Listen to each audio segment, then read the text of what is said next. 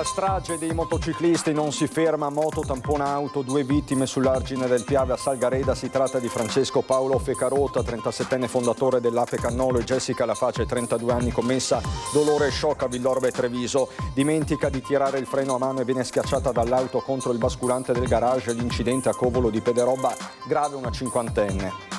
Una 22enne di Conegliano si trova in arresto con l'accusa di tentato omicidio. Questa mattina a Milano avrebbe accoltellato un uomo di 55 anni. Pare che la vittima sia stata scelta a caso.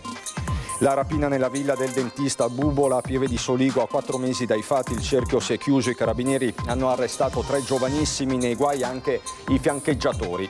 La piaga delle truffe agli anziani, il comune di Treviso pronto ad attivare una nuova task force. In distribuzione nelle edicole il kit argento. Entra nel vivo la nuova assistenza sanitaria territoriale delle case di comunità. Oggi la presentazione in provincia di Treviso, conclusi i lavori di 15 strutture, lavori per 44 milioni. Prima giornata di saldi estivi nei negozi del centro, non c'è stato il boom di vendite, ma oramai, dicono i commercianti, i conti si fanno dopo 2 settimane. Storie e documenti, filmati, inaugurato a Belluno il Museo dell'Emigrazione Veneta, uno spazio innovativo che racconta il lungo percorso dei milioni di persone andate nel mondo a costruire il proprio futuro. Bentrovati, buonasera telespettatrici, telespettatori di Antenna 3. Il sabato nero sulle strade della Marca in apertura di questa edizione trevigiana dei nostri telegiornali, con la tragedia che si è consumata verso le 8:30 del mattino lungo l'argine del Piave a Salgareda. 2 le vittime, un 37enne molto noto per la sua attività imprenditoriale e una donna di 32 anni. Entrambi vivevano a Villorba. La tragedia quindi sullo stradone tra Noventa e Salgareda. Ci racconta tutto, era sul posto per noi il nostro Lucio Zanato. L'ennesimo lenzuolo bianco steso sulle nostre strade è l'immagine della tragedia infinita dei motociclisti che perdono la vita. Nel primo sabato di luglio l'impatto mortale è accaduto lungo l'argine del Piave tra Salgareda e Noventa. Le vittime sono Francesco Paolo Fecarota, 38 anni, e Jessica Laface, 32. Entrambi in sella a questa BMW, o meglio a quello che è rimasto dopo l'impatto con quest'auto. La dinamica la spiega il conducente della vettura, visibilmente scosso.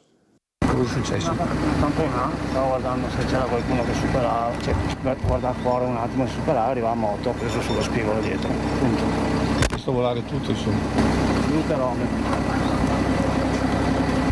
L'incidente è avvenuto poco prima delle 8:30. La BMW stava scendendo da Ponte di Piave verso il mare. Poco dopo la curva delle Marcandole inizia un lungo rettilineo, dove è facile lasciarsi sedurre dalla velocità, come ci racconta un residente. Io abito qua a 1 chilometro neanche e purtroppo in questa strada qua le moto vanno a 200 all'ora minimo, perché io abito proprio a ridosso della strada e passano anche, non faccio nel tempo a vedere che moto è, se è una Ducati o una BMW, alle volte sono cose pazzesche, ragazzi. A circa metà del rettifilo, un po' più avanti, sta procedendo sulla stessa direzione la Dacia che Francesco Paolo Fecarota non è riuscito a schivare. È bastato toccarla sullo spigolo e sulla ruota posteriore e la BMW è diventata una scheggia impazzita, prima perdendo completamente ruota e forcella anteriore per poi finire in queste condizioni la sua corsa una trentina di metri più avanti. Terribile l'impatto per i 2 motociclisti. Jessica Laface ha cessato di vivere sull'asfalto, mentre Fecarota è finito sotto al guardrail. Le condizioni del suo giubbotto recuperato dalla stradale di Vittorio Veneto, così come il punto dove è volato il suo casco sotto la carreggiata, testimoniano la violenza del contatto del suo corpo con le lame che sorreggono le protezioni stradali. Subito sono scattati i soccorsi con le ambulanze arrivate da San Donà, ma per i 2 centauri non c'era più nulla da fare. Cordoglio dal sindaco di Villorba Francesco Soligo, dove Fecarota risiedeva in via Perer, ma anche per Jessica Laface che viveva a Catena. Volti conosciuti Jessica e Francesco Paolo, entrambi accomunati dalla passione per la moto. Lei di origini calabresi, per molti anni al banco della pizzeria da Spillo a Santa Maria del Rovere, era da poco passata al negozio Bruno Electronics del parco commerciale Canova. Lui era nato in Sicilia e con il fratello Giovanni aveva avviato Ape Cannolo, presente in fiere e sagre con cui distribuiva cannoli siciliani. Al Cafoncello lo ricordano quando per la Pasqua del 2020 aveva consegnato i suoi cannoli a medici e infermieri del reparto Covid per regalare loro un momento di dolcezza. Ora nello stesso ospedale il suo corpo e quello di Jessica sono all'obitorio. Francesco Paolo Feccarotta lascia una figlia in tenera età. Sono rimasti feriti, ma malgrado questo sono riusciti a uscire autonomamente dalla macchina i due giovani occupanti del mezzo finito fuori strada poco prima dell'1 di notte in via Vallada al Tivole. Su M118 i vigili del fuoco sono stati allertati per una vettura che ha finito la propria corsa su di un fianco. I due giovani sono riusciti a lasciare l'abitacolo venendo poi affidati alle cure del personale sanitario, mentre i vigili del fuoco mettevano in sicurezza il veicolo e la strada. Sul posto anche i carabinieri di Castelfranco per ricostruire la dinamica di questo sinistro. La velocità è sotto accusa.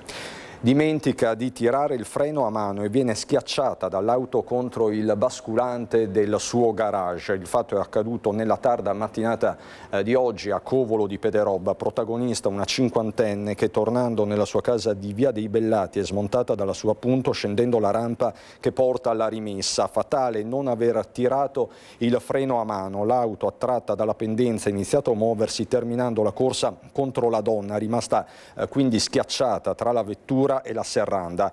Le sue grida d'aiuto hanno attivato i soccorsi e la donna è stata liberata poco dopo e ricoverata al Cafoncello con l'elisoccorso per un grave trauma, una gamba subito nello schiacciamento contro il portone. Sul posto per i rilievi del caso sono arrivati i carabinieri di Pederobba.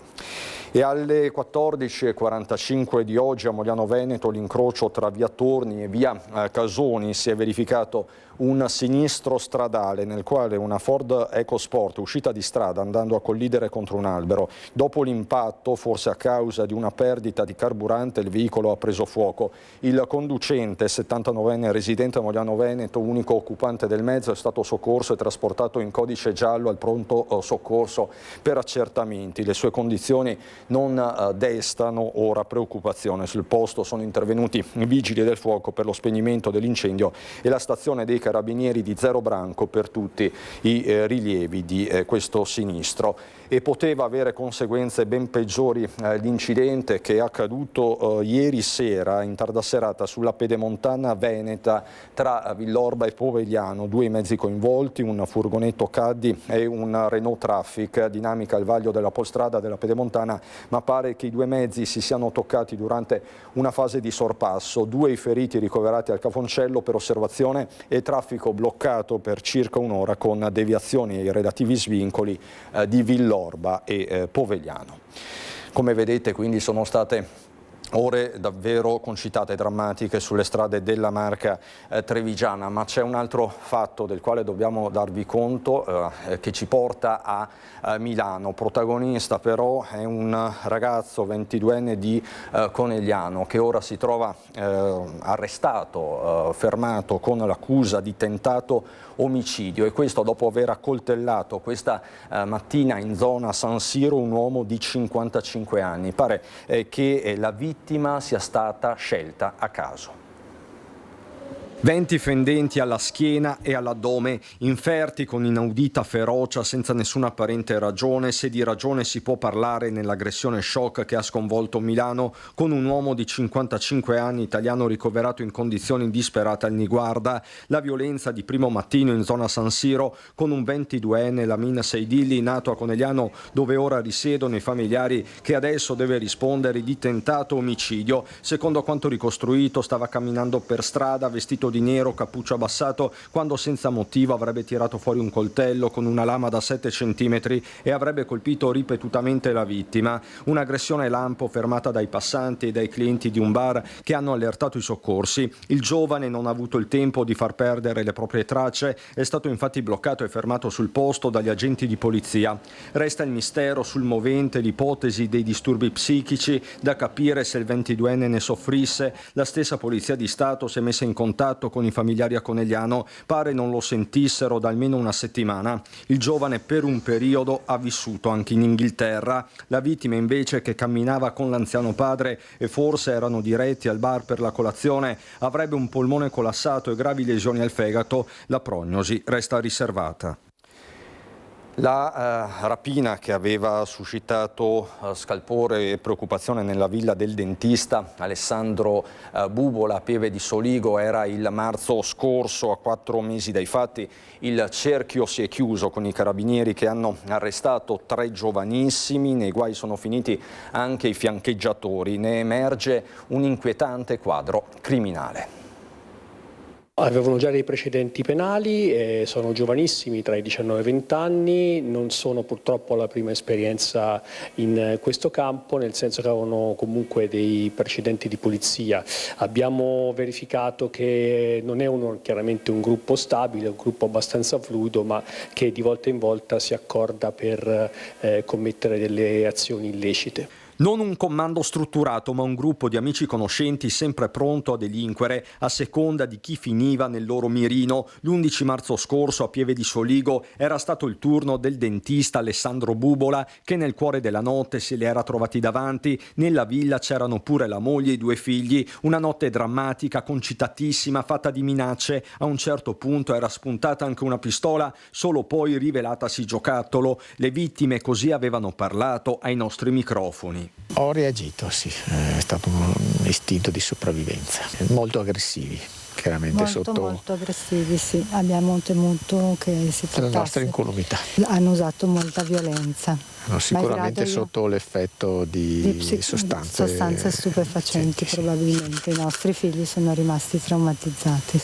Nell'immediatezza dei fatti i carabinieri avevano arrestato un componente della banda, un 21enne, con sé aveva parte della refurtiva circa 14.000 euro tra contanti e gioielli. Dopo quasi 4 mesi di indagini serratissime il cerchio si è chiuso. In carcere ci sono un 19enne di Fara di Soligo di origini nordafricane, un 20enne algerino residente a Pieve e un 19enne residente sempre a Pieve ma nato a Benevento. L'accusa è di rapina. Quello che colpisce è soprattutto la determinazione e anche la violenza con cui hanno compiuto il gesto, quindi segno che pervicacemente volevano conseguire il risultato.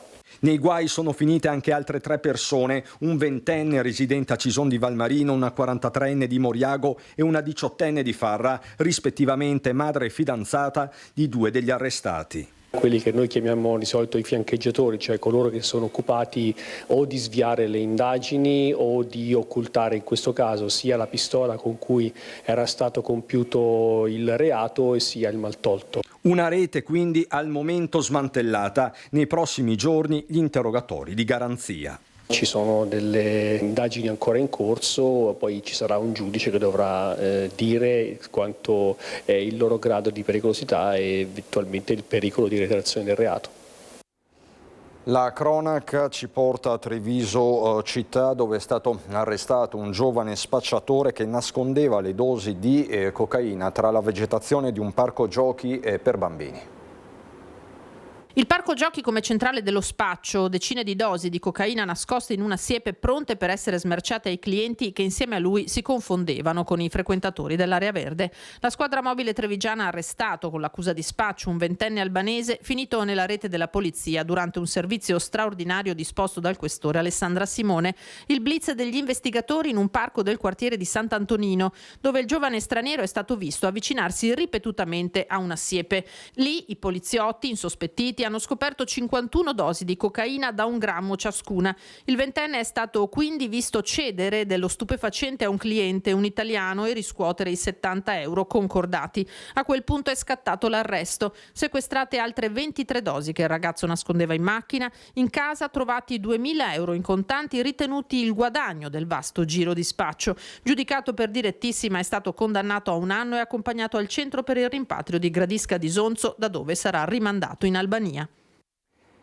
Di controlli antidroga si sta occupando in questi giorni anche il nucleo polizia giudiziaria della polizia locale di Treviso. Questi primi risultati in zona rossa. Di 5 ragazzi controllati e fermati, tra cui un minorenne, 4 avevano addosso della droga, hashish per uso personale, sostanza che gli agenti del nucleo di polizia giudiziaria della locale di Treviso hanno subito sequestrato per poi segnalarli alla prefettura come assuntori. Questo è uno degli esiti dei controlli tra stazione ferroviaria, via Roma e Ponte San Martino, piena zona rossa, portati avanti sia con personale in divisa che in borghese. Controlli antidroga che, assicura il comandante della polizia locale di Treviso, Patrick Antonello, proseguiranno per tutta l'estate. Allo stesso tempo vanno avanti le ispezioni sulle attività commerciali, in particolare un esercizio di acconciatura vicino a Piazza Borsa operava senza la prescritta segnalazione certificata di inizio attività. All'interno è stato trovato un lavoratore in nero, un cittadino straniero di 41 anni, regolarmente presente in Italia, che però ha esibito una carta d'identità italiana alterata e priva del microchip identificativo. Da qui una serie di contestazioni, ora al vaglio dell'autorità giudiziaria. C'è poi la piaga delle truffe, soprattutto le truffe ai danni degli anziani, con il comune di Treviso che è pronto ad attivare una nuova task force in distribuzione nelle edicole, il kit argento, ed è di ieri una sventata truffa, quella del catalogo, che è stata immediatamente segnalata anche alle Fiamme Gialle. Gli edicolanti ci aiutano a fare cosa? A distribuire dei volantini con informazioni molto utili, e quindi abbiamo pensato di agevolare loro fornendo una tasca fondamentalmente con dentro i diversi numeri o le informazioni utili per gli anziani in città, e il primo volantino che troveranno sarà proprio quello della campagna Fidarsi è bene ma in sicurezza. È un messaggio semplice ma che vuole andare dritto al punto, quello che il comune di Treviso si prepara a lanciare attraverso le 22 edicole del territorio, dove dal 15 luglio sarà distribuito il kit argento, indicazioni utili per prevenire la piaga delle truffe. Gli anziani sono nel mirino, complici raggiri sempre più sofisticati e subdoli, l'ultimo della serie nelle scorse ore. Una delle presidenti dei nostri gruppi anziani, ne abbiamo una decina, ieri segnalava una truffa che le è capitata, la truffa del catalogo, dove ricevi la telefonata per il questionario, si spacciano per l'Istat con un'indagine commerciale e poi ti arrivano gli operatori e ti fanno firmare contratti.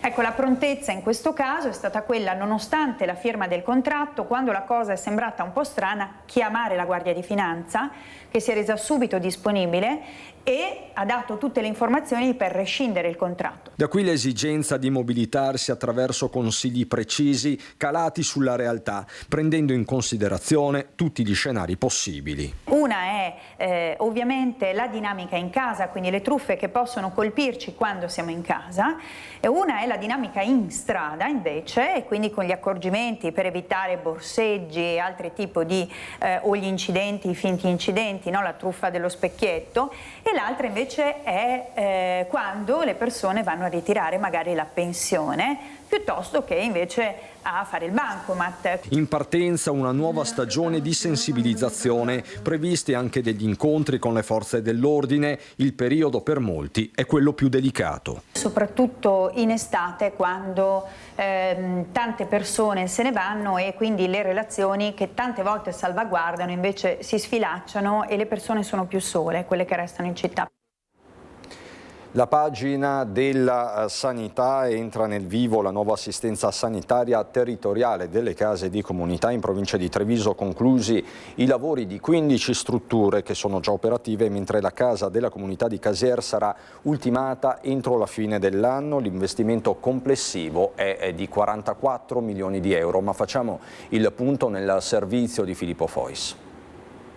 Le case attualmente sono 15, la 16ª arriverà entro l'anno, è quella di Dosson, sono 15, tutte attive, con un investimento di 44 milioni tra edilizia e apparecchiature e arredi, quindi un investimento importante per lo sviluppo di quella che è la medicina territoriale. Con la quasi completa conclusione della fase edilizia prende forma anche in provincia di Treviso il nuovo modello di assistenza sanitaria territoriale.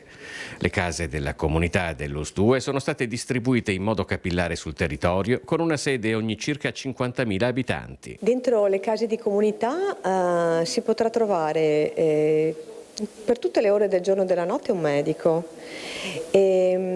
sicuramente un infermiere che garantirà sia servizi come un ambulatorio infermieristico, ma soprattutto la presa in carico del paziente cronico. Tra le principali novità delle case della comunità c'è quella di offrire un'assistenza alternativa a quella che finora veniva cercata nei pronto soccorso, anche quando non si trattava di situazioni urgenti, i cosiddetti codici bianchi, un modo per sgravare le attese nei pronto soccorso e allo stesso tempo fornire un servizio più rapido e puntuale ai pazienti. Il cittadino per accedere deve telefonare 116 117, il nostro numero unico, che rispetto a in precedenza effettua un triage e quindi declina la priorità dei nostri pazienti in funzione del loro stato di salute / gravità. Altra innovazione è la medicina di iniziativa, cioè la presa in carico in modo proattivo di pazienti affetti da patologie croniche con percorsi assistenziali personalizzati durante tutto l'anno. Abbiamo un paio di case di comunità dove c'è un diretto collegamento con ambulatori specialistici come la diabetologia o la pneumologia. Abbiamo case di comunità dove per esempio sono stati mantenuti servizi consultoriali o di screening e altri in cui c'è una sinergia con i servizi per la disabilità. L'azienda sanitaria è ora impegnata nella definizione dei modelli di funzionamento delle strutture in collaborazione con medici di medicina generale, professionisti sanitari, enti locali e servizi sociali per avviare progressivamente le attività delle case e della comunità e offrire una rete di servizi più vicina e capace di rispondere ai bisogni di salute del territorio. E a proposito di bisogni di salute, si allarga a 15 comuni il progetto Welcome Blue che sviluppa buone pratiche per l'inclusione delle persone affette da autismo. Un benvenuto di colore blu, la tonalità che identifica le persone affette da disturbi dello spettro autistico. È quello dell'omonimo progetto Welcome Blue, nato a Verona nel 2021, adottato a Cavaso del Tomba e ora esteso con la firma di un protocollo a tutti i 15 comuni dell'intesa programmatica d'area Terre di Asolo e Montegrappa. Andiamo ad esprimere con questo progetto quella che è la consapevolezza dell'autismo, quello che è l'accoglienza di tutte queste persone che vivono quotidianamente e che hanno diritto di vivere in uguaglianza con tutti noi negli spazi anche pubblici, in quelli delle categorie, nelle attività produttive, eccetera. Si tratta di andare a spiegare alle persone, quindi a tutti coloro che vivono negli esercizi pubblici, nelle trattorie, nei bar, nei ristoranti, come approcciarsi alle persone con autismo. Conoscendo le loro difficoltà si riesce ad accogliere in maniera molto più semplice. Le attività commerciali aderenti si impegnano a formare il proprio personale ad una maggiore sensibilità verso le persone con autismo, curando ambienti più silenziosi, riducendo i tempi di attesa e adeguando l'illuminazione artificiale. Saper accogliere significa anche aprire le porte dei negozi, delle strutture ricettive, dei bar e mettere nelle condizioni chiunque acceda a queste attività di sentirsi accolto. E per sentirsi accolto vuol dire sentirsi compreso e messo a suo agio. La formazione con incontri specifici si svolgerà da settembre. Nel protocollo firmato i comuni si impegnano anche a verificare i piani di eliminazione delle barriere architettoniche. Noi come Mussolente, ma anche Romano De Zelino, siamo inseriti all'interno dell'IPA di Terre di Asolo e Montegrappa e sarà fondamentale coinvolgere anche la nostra ULSS, l'ULSS 7 di riferimento e le categorie economiche che appunto operano nei nostri territori. Un progetto che parte dall'IPA ma che poi può essere espanso anche in tutto il territorio, perché no, bassanese. Siamo pronti a ritornare a Treviso anche per parlare di saldi, ma lo faremo subito dopo la pubblicità, fra poco.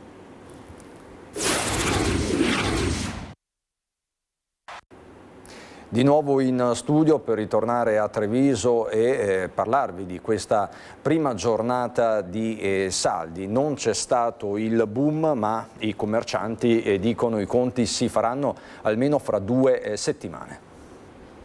Sono tanti anni ormai che il giorno di apertura dei saldi non si vede la ressa all'ingresso dei negozi. Anzi, non è raro che anche le svendite di fine stagione più fortunate partano in sordina per poi prendere piede nei giorni seguenti. D'altronde le abitudini e le modalità di acquisto sono cambiate a Treviso come ovunque altrove e la dinamica delle vendite in saldo assume sempre più la forma di un'equazione influenzata da un buon numero di variabili progressive, come spiega Alberto Cappelletto, titolare di un negozio in centro. Bisogna capire la temperatura esterna, se è troppo caldo, se piove, tanti elementi esterni. E il tipo di turista, se passa il turista, quindi se è una giornata brutta abbiamo il turista che arriva dal mare e viene a fare la passeggiata in centro. Ci sono tanti elementi che non si possono definire in 5-6 giorni. Noi vediamo i primi 15 giorni e da lì dettiamo la linea di tutto il mese di luglio. I conti insomma si fanno alla fine. Ed eccole le prime variabili. Una coppia di turisti di Amsterdam impegnata nello shopping e ignara dei saldi che semplicemente si trovava a passare per Treviso proprio oggi.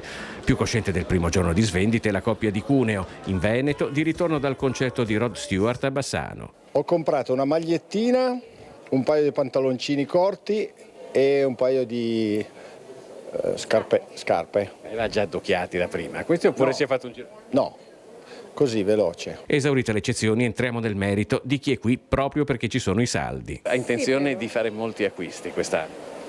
Penso che con oggi ho concluso in realtà. Cosa comprate?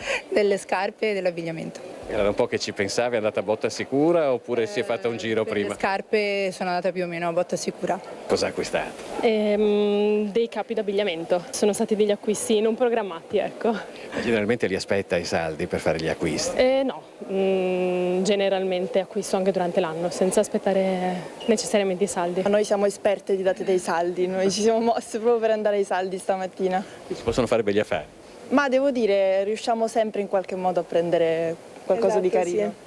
Quindi avete acquistato delle cose che avevate già visto prima?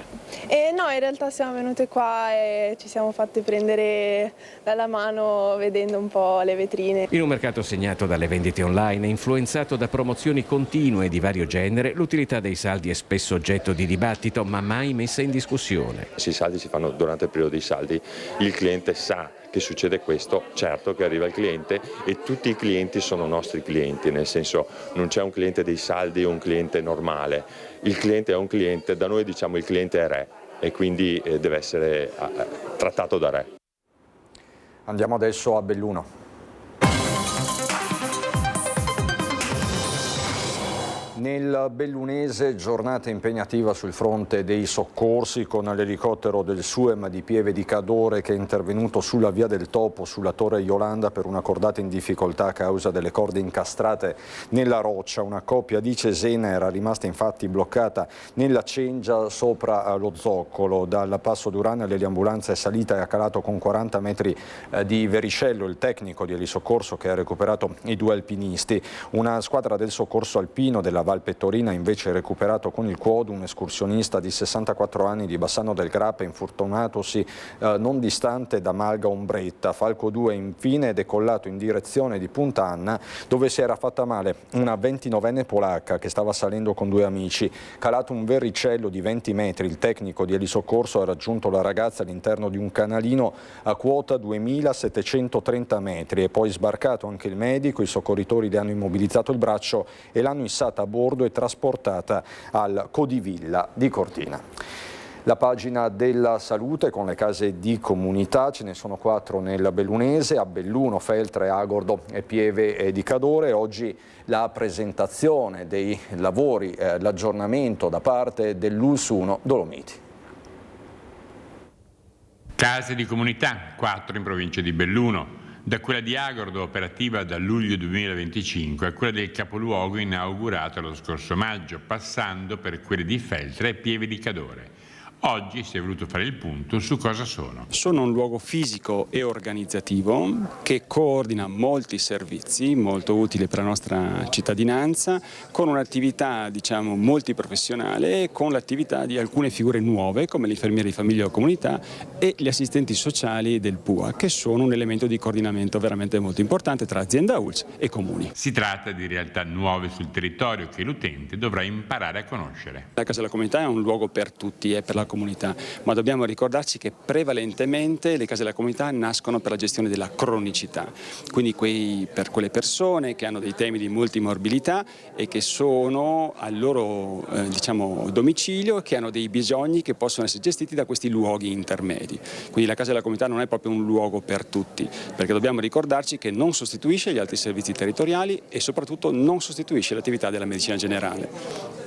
Per non fare confusione in chi sente di questa struttura, tra pronto soccorso, guardia medico, medico di base, case di comunità, cerchiamo di far capire quando rivolgersi a case di comunità e quando non rivolgersi alla casa di comunità.